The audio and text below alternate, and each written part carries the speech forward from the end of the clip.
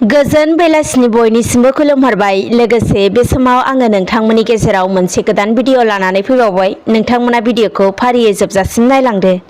गिबि खौराङाव लानानै फैदों दिनै 17 सेप्तेम्बर अदेबानि शुक्रबार।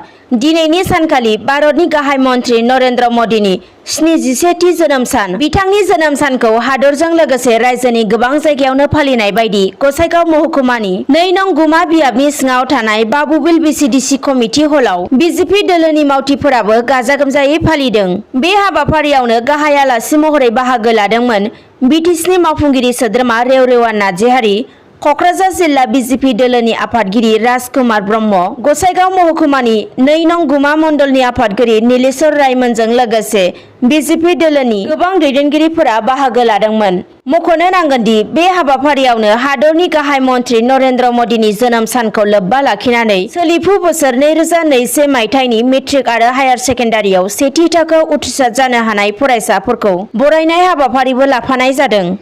दानिया गुबुन खौराङाव फैदो। गिख्रंथाव कर'ना भाइरासनि जाउनाव भुटान गेटआ गोबाव समनिफ्रायनो बन्द जानानै थाबोदों, जायनि जाउनाव फालांगियारिफोरा गोबां जेंनाजों मोगा-मोगि जाबोदों। थांनाय 1 बोसोर 6 दाननिबो गोबां कभिड-19नि थासारिनि जाउनाव भुटान गेटखौ गोबाव समनिफ्रायनो बन्द लाखिबाय थानायनि जाउनाव साखाथिनि फालांगियारिफोरा गोबां जेंनाजों भुगिनांनो गोनां जानानै जिउ खुंनांनो गोनां जाबोदों होनना मिथिदों। आरो मोनथिनो मोननायाव फिसा गेदेर फालांगियारि खालामनाय बिथिङावबो फालांगियारिफोरा GSTखौ लानानैबो गोबां जेंना सोमजिनायखौ मोनदों। बिनिखायनो मिथिनो मोननायाव भुटानजों मोजाङै फालांगि खालामफिननो हानाय बायदियै फिसा गिदिर ओनसोलनि गासैबो फालांगियारिफोरा ओंखारनानै थांनाय हरनि समाव बिटिसिनि गाहाय मावफुंगिरि सोद्रोमा प्रमद बर'जों गुवारै सावरायलायो होनना मिथिनो हादों। आरो बे ओनसोलनि फालांगियारिफोरा गावसोरनि जेंना जेंसिफोरखौ फोरमायथिनानै फोजोबना होनो थाखाय बिटिआरनि गाहाय मावफुंगिरि सोद्रोमा प्रमद बर'खौ खावलायदों। बिथांमोननि खावलायनाय बायदियैनो बिटिआरनि गाहाय मावफुंगिरि सोद्रोमा प्रमद बर'आ बेफोर जेंनानि सायाव भुटान सोरखार आरो आसाम सोरखारनि गेजेराव सावरायनानै बे जेंनाखौ सुस्रांनायनि राहा लागोन होनना फोरमायथियो। दानिया आरो फैबावदो।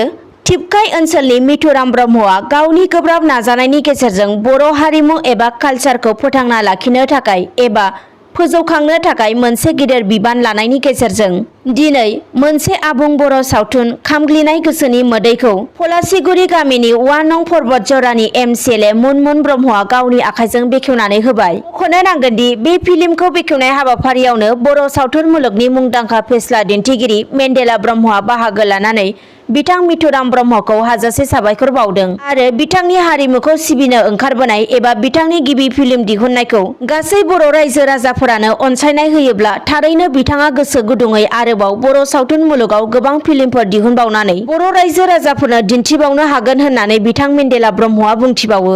बेजों लोगोसे बिथाङा बुंबावो दि बिसायाबो बिथांखौ हाजासे मदद होलांगोन होनना।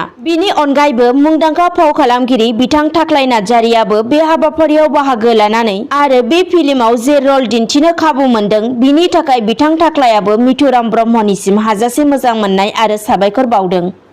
दानिया फैबाव गुबुन खौराङाव। बर' हारिनि थाखाय गावनि जिउखौ बाउसोमनानै हाथियार दैना सोमावसारग्रा NDAB आफादा थांनाय 34 बोसोर हाग्रायाव थानानै सरकारनि हेंथा सोमावसारबोदोंमोन। बिनि उनाव बर' हारिनि गोजोन सान्थिनि थाखाय थांनाय 2020 मायथाइनि 27 जानुवारि खालारखालि मिरु सरकार, आसाम सरकार, NDABनि मोनब्रै हानजा एबसु UBPO बर'नि बायदि आफादफोरजों सावरायलायना बर' हारिनि गोजोन सान्थिनि थाखाय NDABफोरा हाथियारखौ गथायनानै बर'नि 3थि गोजोन गोरोबथा बिटिआर सुक्तिखौ खालामदोंमोन। नाथाय बिटिआर गोरोबथानि उनाव हाथियार दैनानै सोमावसारग्रा बर' बिग्रायारि हानजाया जोबनानै थांबायमोनब्लाबो माखासे बारग' NDAB सोद्रोमाफोरा बिटिआर गोरोबथानि सायाव गोजोननाय मोनाखैमोन। जायनि जाउनाव बिटिआर गोरोबथाया आबुं महर मोनस्लाबियाव बर'नि गेजेराव हाथियारजों दावहा नांग्रा गोदानै NLAB आफादा जोनोम जाफिनदोंमोन। नाथाय NLAB आफादाबो बर'नि मोनफ्रोमबो आफादनि हांख्रायनायाव सरकारजों गोजोन सावरायनो थाखाय सोलिफु बोसोरनि 22 जुलाइ खालि हाग्रा गुदुनिफ्राय फिन बिटिआर ओनसोलाव फैफिनबायमोन। नाथाय बे समाव मोनसे आरोबाव हरखाबैनो सोमोनांथाव खौरां मोननो हादोंदि बर' हारिनि गेजेराव फिन गोदानै हाथियार दैनानै सोमावसारग्रा ULB united liberation for Bodoland आफादा जोनोम जाफिनबाय होनना। मोनथिनो मोननायाव ULB आफादा थांनाय 15 सेप्तेम्बराव बे आफादखौ दाफुंनानै फोसावनाय जादों आरो बे आफादनि गुबै थांखियानो जाबाय आलादा बड'लेण्ड सोरजिफुंनाय। खौरां बिजोंनि गेजेरजों ULB आफादनिफ्राय फोरमायनाय बायदिब्ला बर'नि गेजेराव मोनसे नङा मोननै मोनथाम गोरोबथा जालांसेयावबो फिन बिटिसिखौ गादबफिननो नाजानानै मोनखानाय माखासे पावारफोरखौबो गभर्नमेन्टआ लानानै थांनायाव बिथांमोना सहायना थानो हायाखै, जायनि जाउनाव बिथांमोना फिन हाग्रायाव थांफिननानै हाथियार दैनानै सरकारनि हेंथा सोमावसारफिननो थाखाय गोदानै ULB आफादनि जोनोम जाफिनदों होनना बिथांमोना फोरमायथि हरदों। मानोना आथिखालाव राजखान्थिगिरि दैदेनगिरि बिथांमोनाबो जायफोर गभर्नमेन्टआव दङ बिथांमोना गावसोरनि लाबालाबनि थाखायसो खामानि मावगासिनो दङ होननानैबो बिथांमोना बुंहरबावदों। बिनिखायनो बेफोरखौ नुनानै बिथांमोननि गोसोआ दुखु मोननानै बड'लेण्ड सोरजिनायनि थांखि लानानै फिन हाग्रायाव थांफिनबाय होनना बिथांमोना मिन्थिहोदों। आरो बिथांमोना गोख्रों रावजों बुंहरबावनाय बायदिब्ला बिटिआरनि बायजोआव थानाय धेमाजि, गहपुर, सनितपुरखौ थाबैनो बिटिआरआव सोसननांगौ आरो बिटिआरनि सुक्तियाव थानाय दफा बायदियै गासैबो खामानिखौ मावफुंनांगौ। बेनि अनगायैबो बिथांमोना बिटिआर सुक्तियाव थानाय बायदियै गामि दानख'नायखौ लानानै दुखु मोननाय दं होनना फोरमायनायजों लोगोसेनो माब्लाबाबो मोनखानाय बिटिसिनि गामिफोरखौ दानख'नो होनाय जानाय नङा होनना गोख्रों रावजों बुंहरबावदों।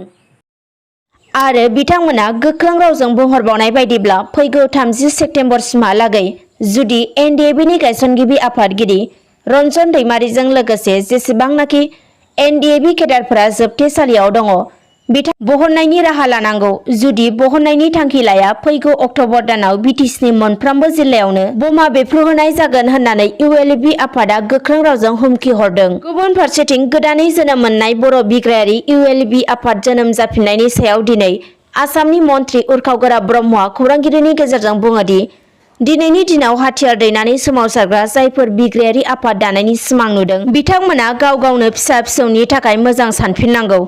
मानोना भारतबर्षआव जेसेबांनाखि 40-50 बोसोर सिगांनो जोनोम जाबोनाय बिग्रायारि आफादफोर दङमोन बिथांमोनाबो दिनैनि थासारिखौ बुजिनानै बयबो गोजोननि लामाजों हाथियारखौ एंगारनानै फैबाय, मोनसे गणतान्त्रिक लामाजों दावगानो होननानै बिथां मन्थ्रिया फोरमायथियो।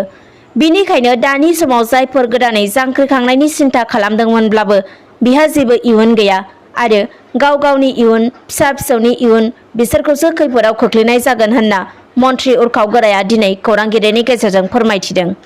दानिया आरो फैबावदो बाक्सा जिल्लायाव साहा बागाननि मावथिफोरा दिनै फुंनिफ्रायनो खुद्रिसारनाय हाबाफारि लादों। मोनथिनो मोननायाव बाक्सा जिल्लानि सिङाव थानाय साहा बागाननि सा 100निबो गोबां मावथिफोरा दिन हाजिराखौ लानानै बे खुद्रिसारनाय हाबाफारिखौ लादों। मख'नो गोनांदि आसाम सोरखारा 17 सेप्तेम्बर अदेबानि दिनै सानखालि सान्थालि हारिसाफोरनि कर्म फुजानि थाखाय रायजोआरि बन्द फोसावना होनाय जादोंमोन।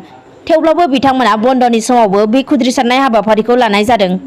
दानिया फैबावदो दिखियाजुलियाव पुलिसनि मोनसे हान्जाया 23 किल'ग्राम गान्जाजों लोगोसे सासे सुबुंखौ हमनो हादों। मोनथिनो मोननायाव थांनाय हर गेजेरनि 12 रिंगासोआव स्रोद संदाननानै पुलिसनि मोनसे हान्जाया आमतल बालिगाव गामिनि आबुल हुसेननि नखर आरो आबुल कालामनि नखराव सिग्रोमनानै नगद 23 किल'ग्राम लिरथायनि गान्जाजों लोगोसे आबुल हुसेनखौ हमनो हादों। पुलिसआ फोरमायथिनाय बायदिब्ला 23 किल'ग्राम गान्जानि बेसेना हाथायाव 1,50,000 निबो गोबां जागोन होनना फोरमायथिदों।